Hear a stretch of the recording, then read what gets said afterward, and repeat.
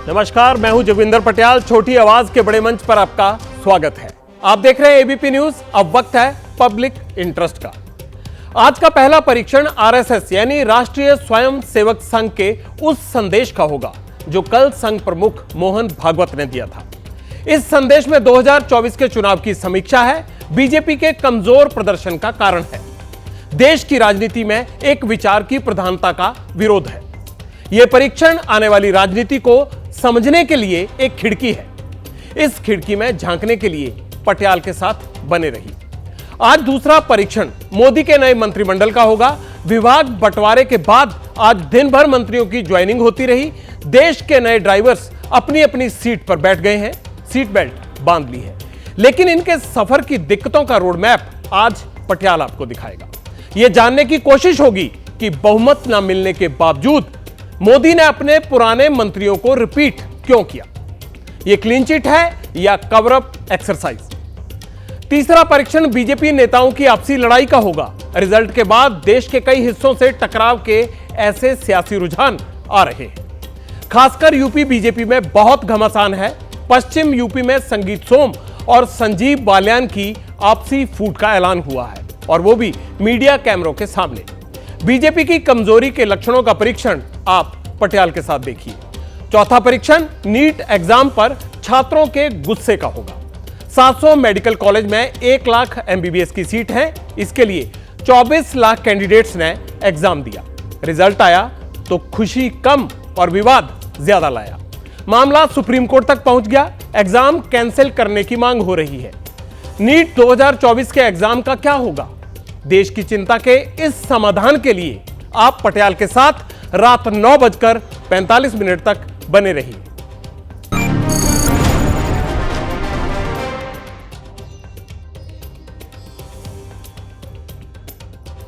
सबसे पहले पटियाल आरएसएस से भारतीय जनता पार्टी को मिले भागवत उपदेश का परीक्षण करेगा।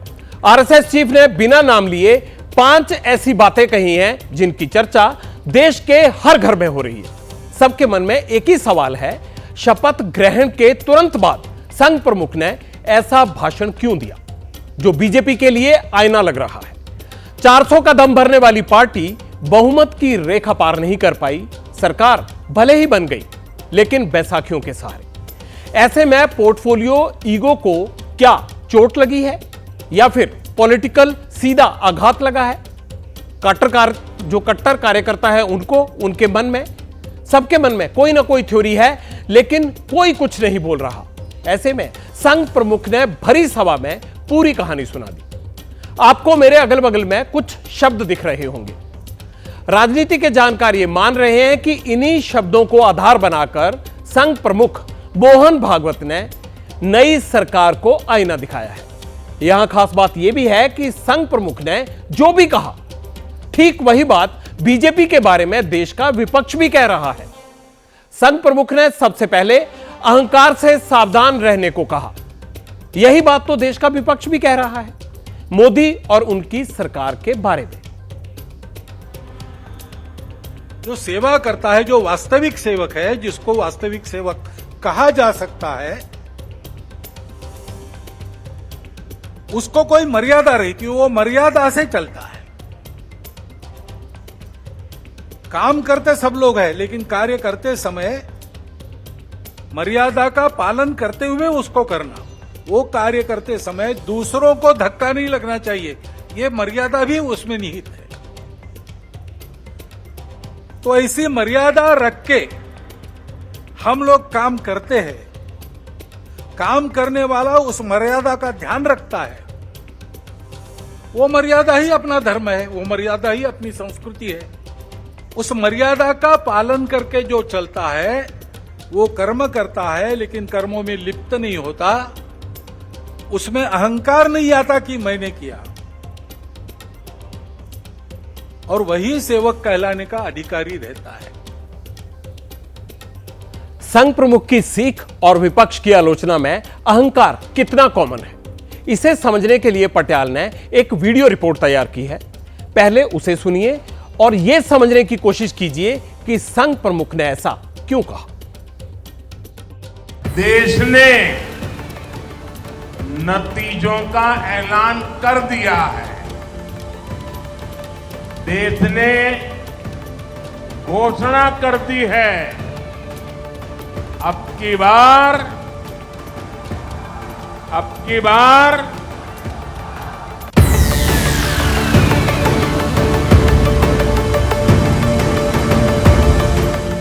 सभी ने जी जान से मेहनत की और ये जो अहंकार है मोदी और शाह जी का, उनको खत्म कर दिया है। ये प्रधानमंत्री जो है अपने आप को भगवान मानते थे, उनका नाक कट गया है।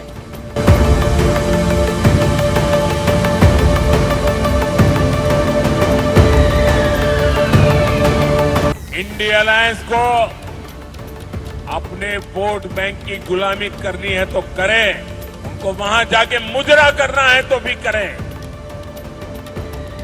मैं एससी, एसटी, ओबीसी आरक्षण के साथ डट करके खड़ा हूं, खड़ा रहूंगा।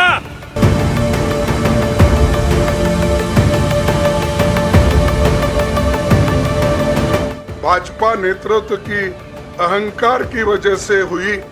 उन्होंने धीरे धीरे सारे संवैधानिक संस्थाओं के ऊपर गैर कानूनी तरीके से कब्जा करने की कोशिश की।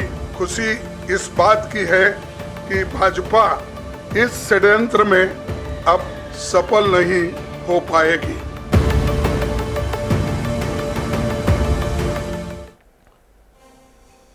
इस चुनाव के दौरान बीजेपी अध्यक्ष जेपी नड्डा ने एक इंटरव्यू में यह कहा था कि शुरू में बीजेपी को संघ की जरूरत पड़ती थी, आज पार्टी खुद को चलाती है। नतीजे आए तो बीजेपी को सरकार बनाने के लिए सहयोगियों के सहारे की जरूरत पड़ी। जानकार कहते हैं कि ऐसा इसलिए हुआ क्योंकि चुनाव में संघ एक्टिव नहीं था, प्रचार की व्यक्तिवादी नीति से सहमत नहीं था संघ। अब संघ प्रमुख ने यह कह दिया है कि प्रचार में झूठ का इस्तेमाल घातक साबित हुआ है, झूठ बोलने के लिए तकनीक की मदद ली गई। तो क्या संघ इसे भी बीजेपी की कमजोरी का एक कारण मानता है? जिस प्रकार प्रचार के दौरान हमारे करने से समाज में मनमुटाव बढ़ेगा, दो गठ बटेंगे, आपस में शंका संशय उत्पन्न होगा, इसका भी ख्याल नहीं रखा गया और विनाकारण संघ जैसे संगठनों को भी उसमें खींचा गया। टेक्नोलॉजी का सहारा करके असत्य बातें परोसी गई, नितांत असत्य। क्या शास्त्र का, विज्ञान का, विद्या का ये उपयोग है? सज्जन विद्या का ये उपयोग नहीं करते। आधुनिक विद्या, टेक्नोलॉजी का उपयोग असत्य परोसने के लिए किया गया। ऐसे से देश कैसे चलेगा भाई? इन दोनों बयानों को देखने के बाद एक बात तो शीशे की तरह साफ हो जाती है, और वो ये है कि पूरे चुनाव प्रचार पर संघ की नजर थी। वो हर बयान और सियासी चाल को गंभीरता से परख रहा था, लेकिन चुप रहकर। संघ ने तब कुछ नहीं कहा, अब कह रहे हैं, और ये बात ध्यान देने वाली है। संघ ने गलती चुनाव के दौरान ही पकड़ ली थी, फिर भी वो चुप रहा। समाज को बांटने वाले बयान पर भी अब संघ प्रमुख ने आपत्ति जताई है। आप पहले चुनाव के दौरान बांटने वाले बयान सुनिए, फिर इस खबर पर आगे बढ़ेंगे।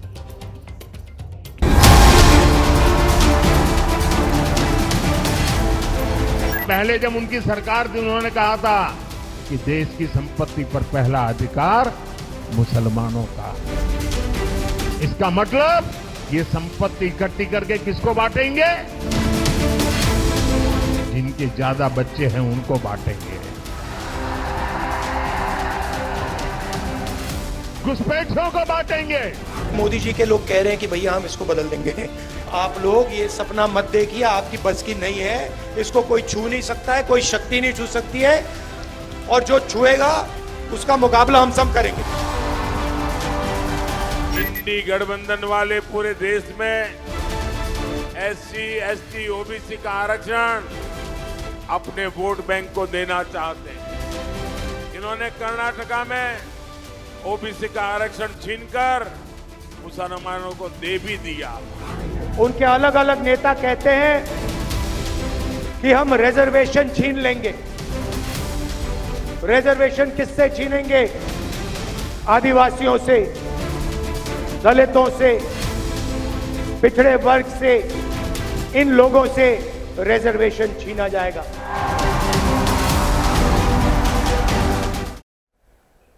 संघ ने बीजेपी के प्रचार की गलती तो पकड़ ली, लेकिन सुधार नहीं करवाया।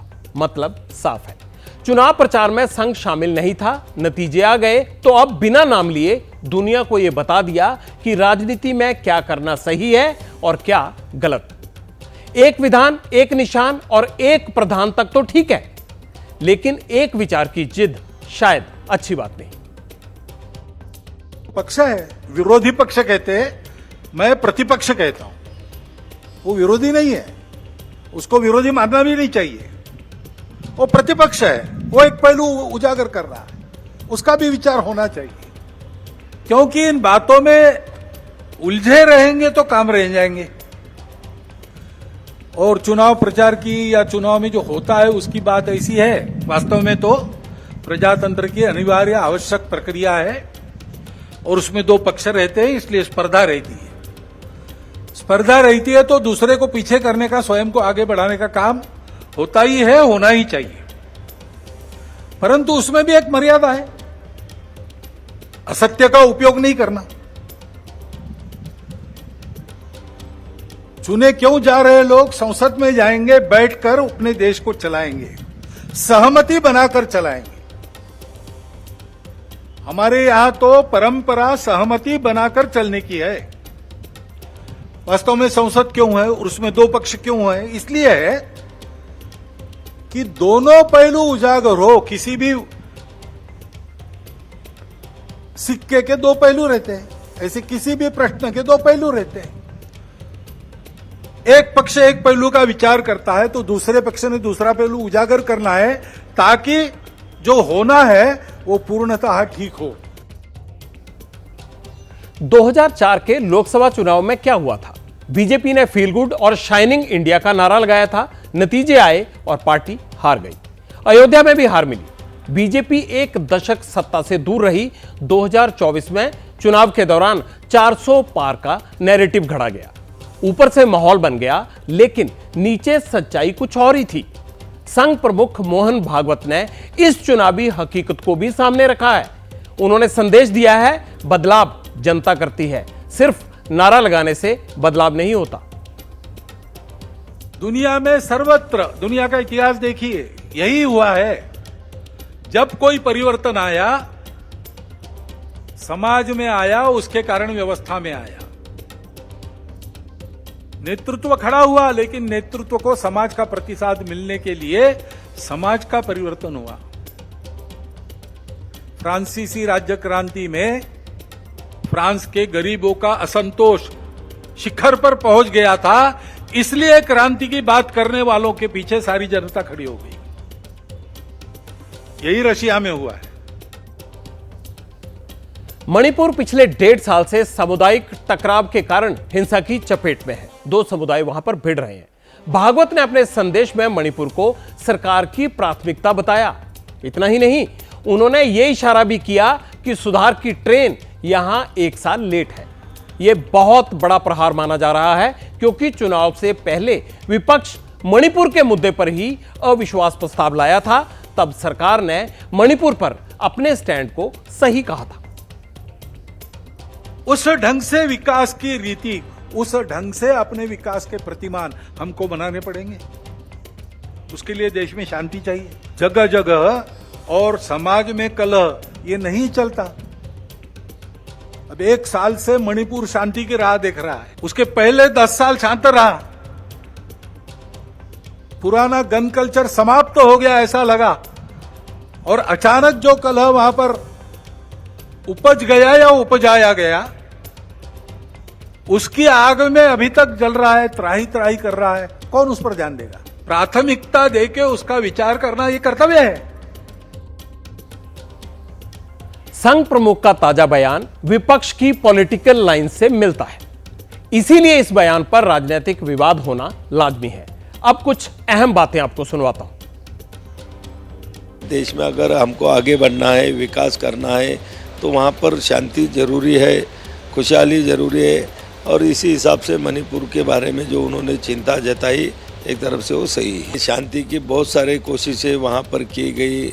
आदरणीय हमारे गृह मंत्री अमित शाह जी वहाँ जाके वहाँ रह के आ गए कि अहंकार ये ऐसी चीज है कि वो किसी को भी लेके डूब सकती है। क्या संघ प्रमुख नसीहत दे रहे हैं मोदी सरकार को कैसे आगे बढ़े? वो नहीं हो सकता है। संघ प्रमुख हमारे जैसे जो नए मंत्री लोग वहाँ पर मंत्रिमंडल में शामिल हुए, उनके लिए उन्होंने ये शब्द कहे होंगे।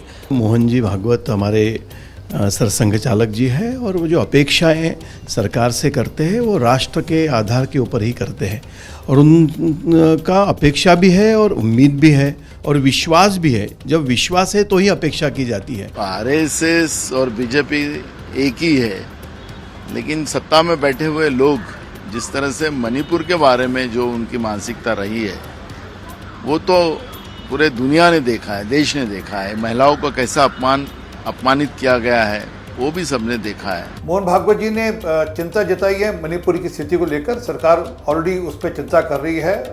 10 साल से मोदी जी की सरकार केंद्र में है और 10 साल से वहाँ पर शांति थी, वहाँ पर दिक्कत नहीं थी, परंतु एक कोर्ट का ऑर्डर आया जिसके चलते हुए वहाँ पर परिस्थिति बिगड़ी। जरूरी कदम है वह सब उठाए हैं और सुनिश्चित मणिपुर में भी शांति बहाल होगी। संघ और बीजेपी के रास्ते बेशक अलग हैं, लेकिन विचारधारा एक ही मानी जाती है। इसीलिए दोनों के बीच तालमेल की जरूरत और गुंजाइश हमेशा रहती है। लोकसभा चुनाव के बाद दोनों के बीच विरोध खुलकर सामने आ गया है, तो संघ से जुड़े लोग इसे कैसे देखते हैं, आप भी समझिए। प्रधानमंत्री जी भी कहते हैं कि हम 4.5 साल गवर्नेंस देंगे और 6 महीने राजनीति करेंगे। और आपने देखा होगा कि विपक्ष ने भी जो है वो झूठ से इसका प्रचार शुरू किया कि आरक्षण खत्म हो जाएगा, संविधान बदल दे, आरक्षण खत्म कर देंगे, संविधान बदल देंगे। ये भी कहीं कुछ ऐसा नहीं था और इसके कारण फिर भारतीय जनता पार्टी ने उसे नए तरीके से मोबिलाइज करने के लिए रिएक्शन किया। तो कटुता तो समाज में आती है इन सब चीज़ों से। तो सरसंघ चालक जी का उद्बोधन यही था कि भाई समाज में कटुता नहीं हो, काशी का मुद्दा हो, अयोध्या का मुद्दा हो, 370 का मुद्दा हो, राम मंदिर का मुद्दा हो, ये सारे मुद्दे हों। इस देश में रिलीजियस कन्वर्जन नहीं हो। संघ के स्टैंड है और भारतीय जनता पार्टी के स्टैंड है, दोनों एक हैं। क्योंकि मैंने फिर कहा कि वैचारिक अधिष्ठान दोनों का एक है, लेकिन ये मान लेना कि संघ भारतीय जनता पार्टी के सारे कामों में हस्तक्षेप करता है, ऐसा बिल्कुल ही नहीं, कभी नहीं हुआ है। की जो टिप्पणी आई है और जो उन्होंने अपने एक भाषण में दी, उसका जो अगर आप उल्लेख देखें या उसकी जो पृष्ठभूमि है वह राष्ट्रहित और राष्ट्र निर्माण से जुड़ी हुई है। और यह चिंता बड़ी स्वाभाविक भी है क्योंकि मणिपुर भारत का एक अभिन्न अंग है और अगर वहाँ एक इतने लंबे समय से 1 वर्ष से भी अधिक समय में जब वहाँ जिस प्रकार की 1-2 समुदायों के बीच में एक तरह का जो युद्ध सी जो वहाँ जो परिस्थिति हो रखी है, एक लोकतंत्र है, अलग अलग राजनीतिक दल हैं, तो एक मतभेद आपस में हो सकता है लेकिन मनभेद नहीं होना चाहिए। और यही उनकी जो टिप्पणी थी कि यह आवश्यक है कि जो हम विरोधी दल को विरोधी दल न देखकर एक प्रतिपक्ष के रूप में देखें। अब आपको एक बहुत चौंकाने वाली रिसर्च दिखानी है जिससे आपको यह समझ में आ जाएगा कि बीजेपी और संघ की दूरियां कैसे बढ़ रही हैं। 2014 में बीजेपी के 66 मंत्रियों में से 41 संघ की बैकग्राउंड के थे। अब 2019 देखिए, तब 53 में से 38 मंत्री संघ बैकग्राउंड वाले थे। और 2024 में क्या हुआ? मोदी सरकार में बीजेपी के 60 मंत्रियों में से 21 राष्ट्रीय स्वयंसेवक संघ के बैकग्राउंड वाले रह गए। यानी 10 साल में आरएसएस बैकग्राउंड वाले 20 मंत्री घट गए। यह मोटा मोटी अंदाजा है। इसकी वजह नए लोगों की एंट्री भी हो सकती है। अब पार्टी में कई नए नेता ज्यादा प्रभावी हैं और पुराने खुद को हाशिए पर भी महसूस करते हैं। इसका सबूत आपको दिखा देते हैं। पश्चिम बंगाल से दिलीप घोष का एक संदेश आया जिसमें उन्होंने अटल बिहारी वाजपेयी के एक मैसेज का इस्तेमाल किया था। घोष ने लिखा था, एक पुराने को बचाने के लिए 100 नए कुर्बान किए जा सकते हैं क्योंकि पुराने ही जीत दिलाते हैं। यह चुनाव के दौरान हुआ था। संघ प्रमुख के बयान का परीक्षण करने से एक बात बिल्कुल साफ हो गई है। बीजेपी और संघ के बीच एक आइडेंटिटी क्राइसिस चल रहा है। दोनों के बीच अब पहले जैसी बात नहीं। संघ अपनी चाल और चरित्र के मुताबिक चेहरा बनाना चाहता है। जिसमें वक्त लगता है, लेकिन पार्टी के पास शायद उतना वक्त नहीं है। वो जीत के लिए इंस्टेंट अप्रोच, उसमें विश्वास रखती है। सुनने में तो यह भी आया है कि बीजेपी अब सैलरी देकर मैनेजर हायर करेगी जो पार्टी, चुनाव और राजनीति का मैनेजमेंट देखेंगे। लेकिन सवाल यहां यह भी है कि क्या यह मैनेजमेंट संघ को इतनी आसानी से रिप्लेस कर पाएगा?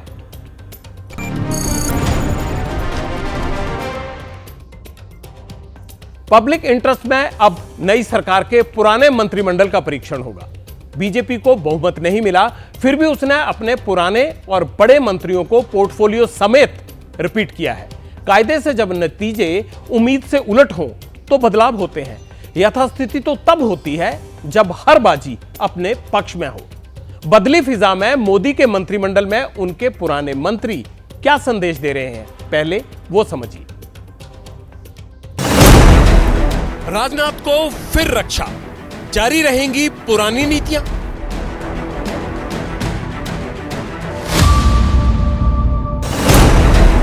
शाह को दोबारा गृह, बदलाव का नहीं भय।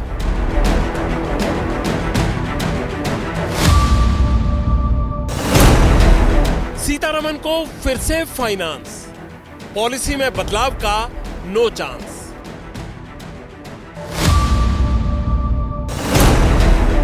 जयशंकर को अगेन विदेश, आक्रामक न्यू इंडिया।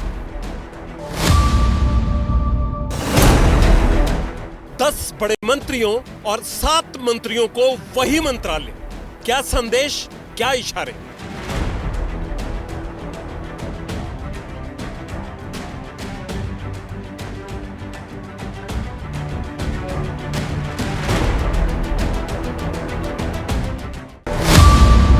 कुछ बदलेगा या फिर वही चलेगा? अभी आपने जिन मंत्रियों को देखा, ये प्रधानमंत्री की कोर टीम मानी जाती है। पीएम ने ऐसे 17 चेहरों को नई सरकार में जगह दी है। ये सब पिछली मोदी सरकार में भी मंत्री थे। इतना ही नहीं, मामूली से बदलाव के साथ उनको उनके पुराने डिपार्टमेंट भी लौटा दिए गए हैं। राजनीति के जानकार इसे पीएम की रणनीति मान रहे हैं।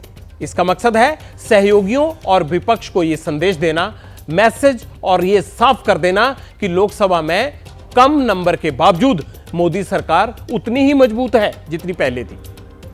मोदी के पुराने तेवर बरकरार हैं और सरकार भी अपनी पुरानी नीतियों पर, अपने पुराने अंदाज में ही काम करेगी, यानी कुछ खास बदलेगा नहीं।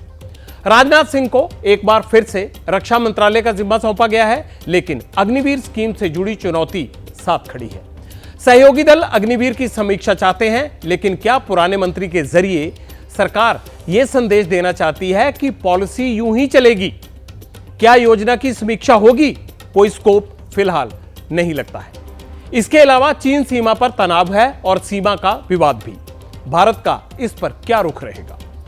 गृह मंत्रालय की बात कर लेते हैं। अमित शाह एक बार फिर से गृह मंत्री का कामकाज संभाल चुके हैं। पिछली सरकार में शाह ने भारी विरोध के बावजूद देश में सीएए लागू करवाया।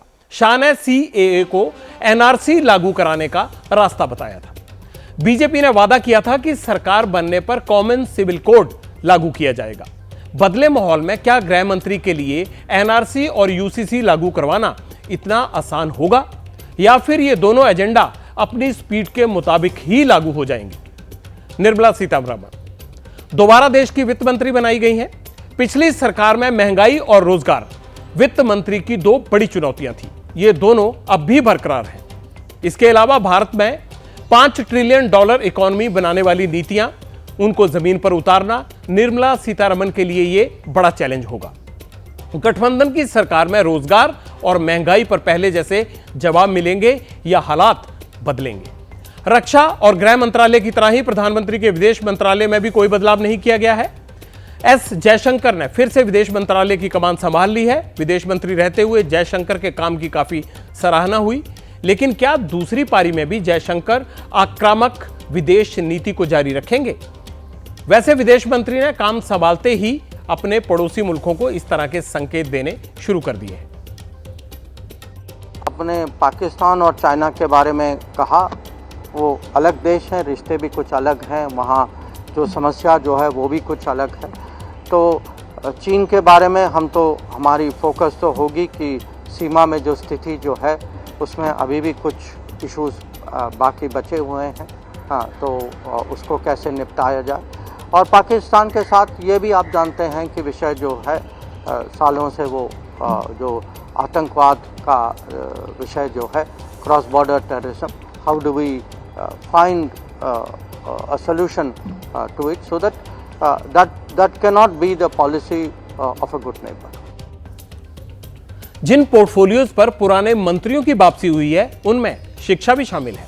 देश में शिक्षा व्यवस्था की बागडोर पहले की तरह धर्मेंद्र प्रधान के पास ही रहेगी। कमान संभालते ही धर्मेंद्र प्रधान के सामने नीट भर्ती परीक्षा में गड़बड़ी का बड़ा विवाद निपटाना उनके लिए एक चैलेंज है। छोटी बड़ी गड़बड़ियों की भेंट चढ़ रही परीक्षाओं पर कैसे लगाम लगेगी, ये सवाल स्टूडेंट्स से लेकर बेरोजगार तक सब पूछते हैं।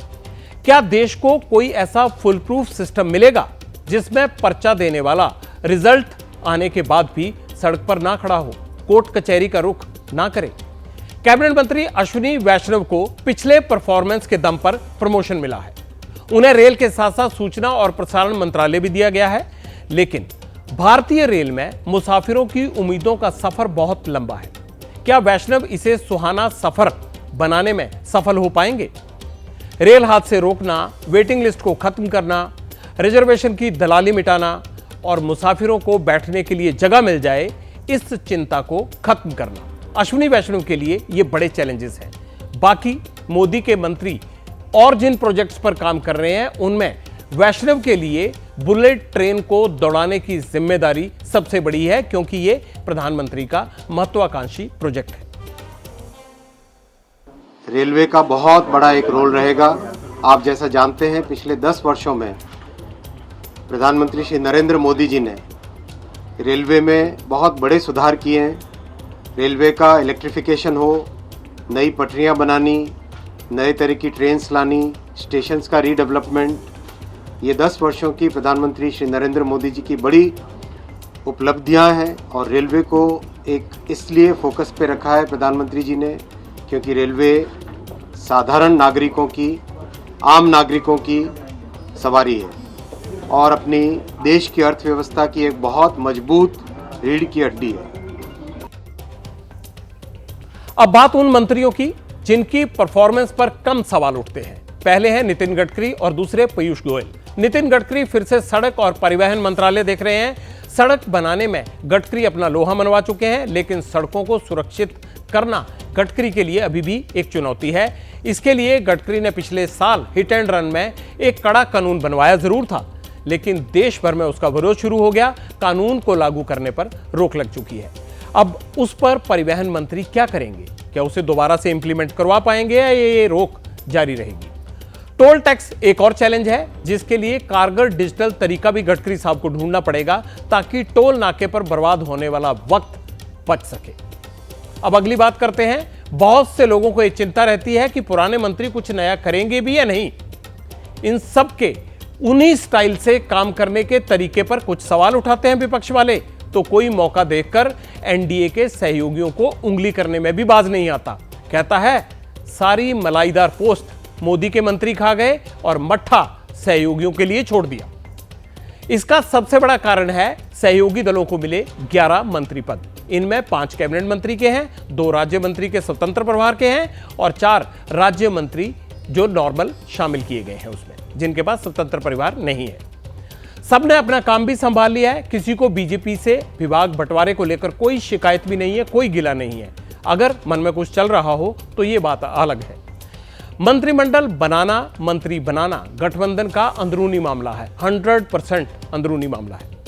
सहयोगी खुश हैं, लेकिन विरोधी फूफा बने बैठे हैं। बेगानी शादी में अब्दुल्ला दीवाना। यहां बस मुझे इतना ही कहना ठीक लगता है। एनडीए में फूट डालने की इस कोशिश में आज सबसे आगे उद्धव ठाकरे वाली शिवसेना रही। पार्टी प्रवक्ता संजय राउत ने भगवान राम को लेकर कैबिनेट मंत्री जीतन राम मांझी के पुराने बयान को सोशल मीडिया पर शेयर किया। थोड़ी देर बाद मोदी मंत्रिमंडल की लिस्ट लेकर सामने आए और बीजेपी पर अपने गठबंधन साथियों की अनदेखी का आरोप जड़ दिया। जवाब देने के लिए खुद केंद्रीय मंत्री जीतन राम मांझी को सामने आना पड़ा। इस बीच आम आदमी पार्टी ने इंडिया गठबंधन से पार्टनरशिप खत्म कर ली है, लेकिन उसे भी ज्यादा चिंता किसकी है? एनडीए गठबंधन में सहयोगियों को क्या मिला क्या नहीं, इसकी। नीतीश कुमार और चंद्रा बाबू को और चिराग पासवान को क्या मिला है? और मांझी को भी ऐसा कौन सा बड़ा मंत्रालय मिला है? ना नीतीश कुमार जी को बड़ा मंत्रालय मिला है उनके पार्टी को, और ना चंद्रा बाबू को बड़ा मंत्रालय। रेलवे मांगते थे, किसी को कुछ नहीं मिला है। बीजेपी ने आपस में बांट लिया है सब। कि काम कोई छोटा नहीं होता है, वर्क इज वर्शिप, काम ही पूजा होती है। और जब विभाग मिला, कल लिफाफ हमने खोला तो माइक्रो और स्मॉल और मीडियम इंडस्ट्रीज के बारे में देखा तो मन में बात खुश हुई कि हाँ ठीक है, विभाग है, अच्छा है, देखेंगे। प्रधानमंत्री को सब कोई जा रहे थे, हमने भी उनसे मिलने का काम किया। तो प्रधानमंत्री जी की बात से हम बहुत प्रेरित हैं कि उन्होंने कहा कि मांझी जी, हम आपको अपने विजन का विभाग दिया है। हमारा विजन है गरीबों का उत्थान, जहाँ विकास की रोशनी नहीं गई वहाँ रोशनी पहुँचाना। ये विभाग के माध्यम से आप बहुत कुछ कर सकते हैं, इसीलिए आपको इस विभाग को दिया। कल भारतीय जनता पार्टी के नेतृत्व वाली तथाकथित एनडीए सरकार के मंत्रालय की घोषणा हुई। एनडीए घटक दलों को जो मंत्रालय मिला है, वो मंत्रालय अगर आप देखेंगे तो उस मंत्रालय की सूची में एनडीए के घटक दलों को ना तो गृह मिला, ना रक्षा मिला, ना वित्त मिला, ना विदेश मिला, ना वाणिज्य मिला, ना रेल मिला, खाली हाथ में झुंझुना मंत्रालय मिला। झुंझुना मंत्रालय। मिनिस्ट्री ना बड़ी होती है ना छोटी होती है। मिनिस्ट्री मंत्री की काबिलियत से पहचान होती है। मुझे लगता है कि हर मंत्रालय के माध्यम से आप वो कार्य कर सकते हैं। जो विपक्ष ये कह रहा है कि सहयोगियों को दे दिया गया है झुंझुना, ऐसे में मैं नहीं मानता कि कोई भी झुंझुने वाला मंत्रालय है। कहा जाए, जो व्यक्ति जिस मंत्रालय को की जिम्मेदारी निभाने की क्षमता रखता है, उस सोच के साथ मुझे लगता है प्रधानमंत्री जी ने सबको जिम्मेदारियां दी। 2 मिनट। झुंझुना है या नहीं, ये तो विपक्ष जाने या फिर मंत्री जाने। पटियाल तो पब्लिक इंटरेस्ट में खबरों का परीक्षण करता है, इसलिए उसकी चिंता अलग है।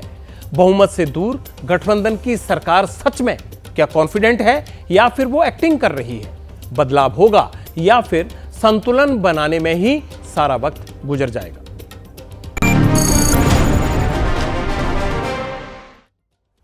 पब्लिक इंटरेस्ट में अब पटियाला लोकसभा चुनाव के नतीजे आने के बाद यूपी में बीजेपी की कमजोरी का परीक्षण करेगा। बीजेपी को लोकसभा चुनाव में सबसे बड़ा झटका उत्तर प्रदेश से लगा। बीजेपी ने यूपी में 29 लोकसभा सीटें गंवा दी। कई केंद्रीय मंत्री और दिग्गज नेताओं को वोटर ने घर बिठा दिया। लेकिन इस हार से यूपी बीजेपी की अंदरूनी कलह भी बाहर आ गई है।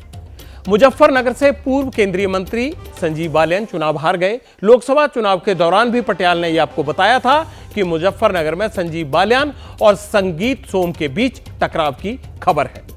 मुजफ्फरनगर में बालियान से ठाकुर समाज की नाराजगी की खबर भी आई थी। नतीजे आए तो बालियान मंत्री होने के बावजूद चुनाव हार गए। बालियान ने अपनी हार के लिए बीजेपी के पूर्व विधायक संगीत सोम को जिम्मेदार ठहराया। संगीत सोम ने भी सामने आकर बालियान के खिलाफ मोर्चा खोल दिया।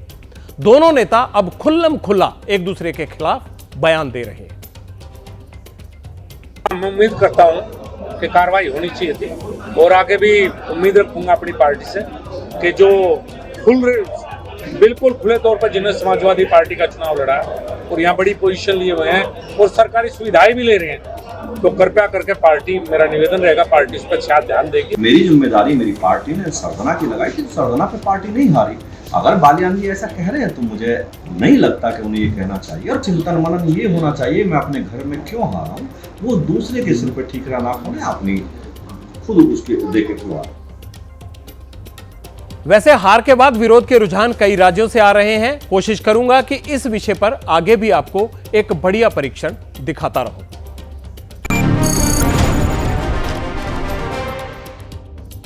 और अब बात उन 24 लाख कैंडिडेट्स की जो पिछले एक हफ्ते से अपने हक के लिए सड़कों पर लड़ाई लड़ रहे हैं। देश के अलग अलग हिस्सों से प्रदर्शन की खबरें आ रही हैं। मैं नीट रिजल्ट पर छिड़े घमासान की बात कर रहा हूं। कैंडिडेट्स और उनके सपोर्टर्स प्रोटेस्ट कर रहे हैं और इनका प्रतिनिधित्व कर रहे कोचिंग सेंटर मालिक कोर्ट में लड़ाई लड़ रहे हैं। आज सुप्रीम कोर्ट में नीट केस की सुनवाई हुई। पहले उसका अपडेट आपको दे देता हूं, फिर नीट एग्जाम में जो कैंडिडेट्स अपने साथ अन्याय का दावा कर रहे हैं मैं आपको उनसे भी मिलवाऊंगा। नीट विवाद के हर किरदार से आपको मिलवाना है। आपके सवाल भी पूछूंगा और जवाब भी सुनवाऊंगा। लेकिन पहले यह जान लीजिए कि नीट का एग्जाम दोबारा होगा या फिर इसी परीक्षा के आधार पर काउंसलिंग शुरू हो जाएगी।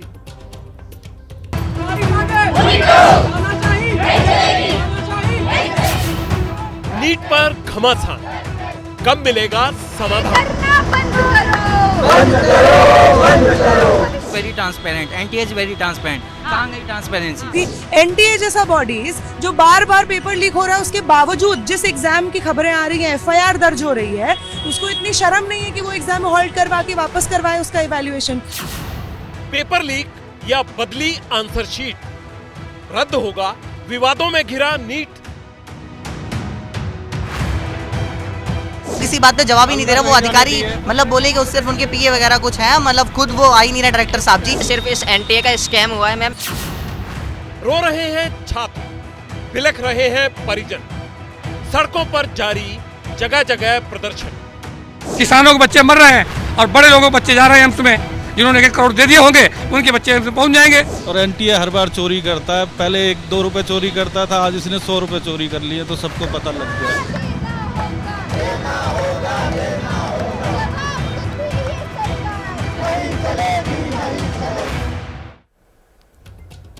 सुप्रीम कोर्ट में दायर याचिका में यह मांग की गई थी कि काउंसलिंग पर रोक लगाई जाए। जवाब में कोर्ट ने कह दिया कि काउंसलिंग पर रोक नहीं लगेगी। याचिकाकर्ता ने कहा पूरे मामले में पारदर्शिता नहीं बरती गई।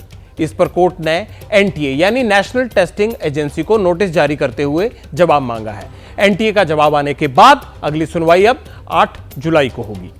मामला देश की सर्वोच्च अदालत के सामने है। 8 जुलाई की तारीख लगी है, लेकिन समाधान मिलने का कितना और वक्त चाहिए यह अभी कोई नहीं जानता। काउंसलिंग जारी रहेगी, मतलब एडमिशन प्रक्रिया चलती रहेगी। अब अगर एडमिशन प्रोसेस जारी रहेगा तो फिर स्टूडेंट्स के आरोपों का क्या होगा? क्या 8 जुलाई तक एनटीए पूरे विवाद का हल निकाल लेगा? नीट विवाद पर फिजिक्स वाला यानी ये एक संस्था है जो अपना पूरा सिस्टम चलाते हैं बच्चों को पढ़ाने का, उसके सीईओ हैं अलख पांडे। सुप्रीम कोर्ट में पिटिशनर भी हैं।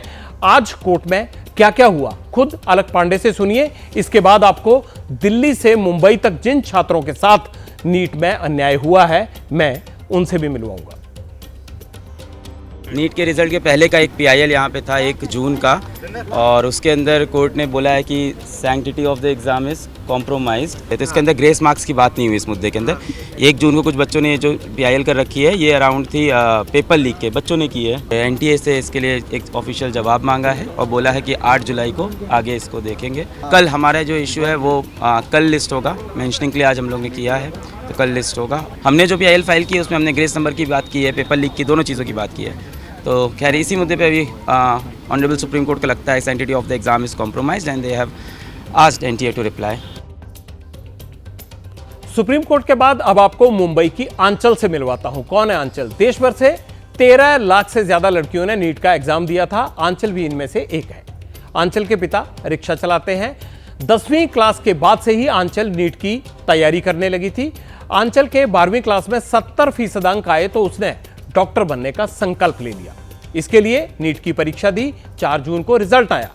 आंचल को 720 में से 566 मार्क्स मिले। इतने मार्क्स मिलने के बाद भी आंचल और उसके परिवार का रो रो कर बुरा हाल है, क्योंकि आंचल का आरोप है कि नीट में उससे धोखा हो गया। मैंने जब ऑन द स्पॉट जब भी नीट का रिज़ल्ट रिलीज़ हुआ था 4 जून को, तभी मैंने 6 साढ़े 6 बजे के बीच में रिज़ल्ट चेक किया था तो 566 शो कर रहा था और ऑल इंडिया रैंक 52,000 के ऊपर था। और जब आज मैंने क्लासेस में चेक किया गया, मैम ने चेक किया तो 366 शो कर रहा था। उसके बाद मैम ने मुझे कॉल किया, फिर से मैंने रिज़ल्ट जब चेक किया तो फिर से मुझे 366 शो कर रहा था। बट ये कैसे हो सकता है कि डायरेक्ट 200 मार्क्स का गैप कैसे हो सकता है? मुझे बहुत ज़्यादा हर्ट हुआ कि इतने मार्क्स का गैप हुआ कैसे। मेरे दिमाग में कुछ और चल नहीं रहा था। फिर मैं डायरेक्ट क्लासेस आई, पूछा, फिर मैम ने बोला कि सब एनटीए का स्कैम है। तो मैं ये एनटीए वालों से पूछना चाहती हूँ कि हमारे साथ इतना ज़्यादा स्कैम क्यों कर रहे हैं? जितना उसने मेहनत किया है, अभी जब ऐसा ही करेगा तो कैसे पढ़ेगी? अभी आगे वो हिम्मत करेगी पढ़ने का? नहीं कर पाएगी ना। दिन भर में तो क्लासेस 6 घंटे था, फिर उसके बाद रात को शाम को पढ़ती थी, जाके लाइब्रेरी में पढ़ती थी। 12 बजे से स्टार्ट करती थी, 5 बजे सुबह तक पढ़ती थी। रात भर उसका पढ़ाई चलता था, हमेशा इतना मेहनत करती थी। राजधानी दिल्ली में एनटीए दफ्तर के बाहर आज बड़ी संख्या में छात्र और उनके परिजन जुटे। अधिकारियों से मिलने का इंतजार करते रहे, लेकिन कोई स्टूडेंट से मिलने नहीं आया। नीट के जो कर्मचारी सामने आते थे वो बच्चों के सवालों का जवाब नहीं दे पाते हैं। 42 डिग्री से ज्यादा के टेम्परेचर में बच्चे और उनके माता पिता झुलस रहे हैं और नीट का विवाद पैदा करने वाले एसी कमरों में बैठे हुए हैं। धूप में बिलखते बच्चों में से किसी के पिता किसान हैं, खेती छोड़कर दिल्ली आकर मोर्चे पर डटे हुए हैं, क्योंकि सवाल बच्चों के भविष्य का है। हालत यह है कि कुछ छात्र रिजल्ट के सदमे से अस्पताल में भी भर्ती हैं और इनमें से एक है निधि। निधि की मां दिल्ली में इंसाफ की लड़ाई लड़ रही है। हमारी संवाददाता अजातिका सिंह ने बहुत इमोशनल रिपोर्ट तैयार की है जो रैशनल सवाल खड़े करती है। आप भी देखिए। अधिकारी पहुंचे हैं स्टूडेंट से बातचीत करने के लिए और कोई समाधान ढूंढने के लिए। लगातार अब जो स्टूडेंट्स हैं और एनटीए के अधिकारी हैं उनके बीच में बातचीत चल रही है और रेजोल्यूशन यानी समाधान ढूंढने की कोशिश की जा रही है। स्टूडेंट्स अब भी मांग कर रहे हैं कि वो बात करेंगे, अपनी बात पहुंचाएंगे, तो डायरेक्टर तक पहुंचाना चाहते हैं। वो चाहते हैं इस मामले में इन्वेस्टिगेशन भी हो और दोबारा से नीट की परीक्षा भी आयोजित हो। हमारे पसीनों को देखिए, जो खेतों बच्चों को शीत के पानी सर्दी में बच्चों को पैदा देते हैं। क्या बोले सर, क्या बोले? एनटीए के अधिकारी आए थे। मैं अधिकारी हुआ ही नहीं, फिर करने क्या? मैं पूछ रहा हूँ, पसीना आ गया बताने बहुत ज्यादा। तो पूछने के लिए आए थे आपसे क्या? हम नहीं पूछे, मैंने बता दिया कह रहे हैं। अब पसीना आ गया।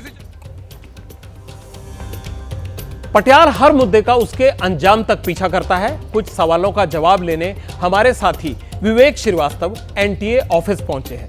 स्टूडेंट एनटीए डायरेक्टर से मिलने की डिमांड कर रहे हैं, लेकिन छात्रों की बेबसी का तमाशा देखने एसी दफ्तरों से बाहर जो अधिकारी आए वो चुप्पी साधते हुए दिखे। गर्मी देखकर वापस जाने लगे। तभी विवेक ने उनका पीछा किया। फिर क्या हुआ आप ही देख लीजिए। आप अपना नाम और पद बता दीजिए, पता चलेगी कोई रिप्रेजेंटेटिव आया था। चलिए हम बता देंगे। नहीं बता दीजिए, आप बता दीजिए, आपको किसी ने भेजा था? नहीं, मैं तो बोल दिया हूँ, इनसे बात किए थे, मैंने बता दिया। सर आप बताइए। बता दिया मुझसे। मैं अभी इसमें कुछ नहीं कर सकता हूँ। आप कितनी देर में वापस आएंगे सर? सर कितनी देर में वापस आएंगे आप? सर कितनी देर में वापस आएंगे आप? किससे बात करने जा रहे हैं सर आप? सर किससे बात करने जा रहे हैं आप?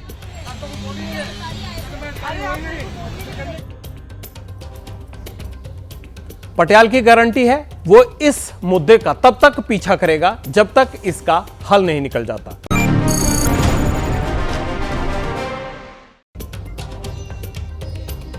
ओडिशा की नई सरकार में एक सीएम और 2 डेप्यूटी सीएम का मॉडल होगा। नए मुख्यमंत्री का नाम मोहन चरण मांझी है। कनक वर्धन सिंह देव और प्रवित परिदा डेप्यूटी सीएम होंगे।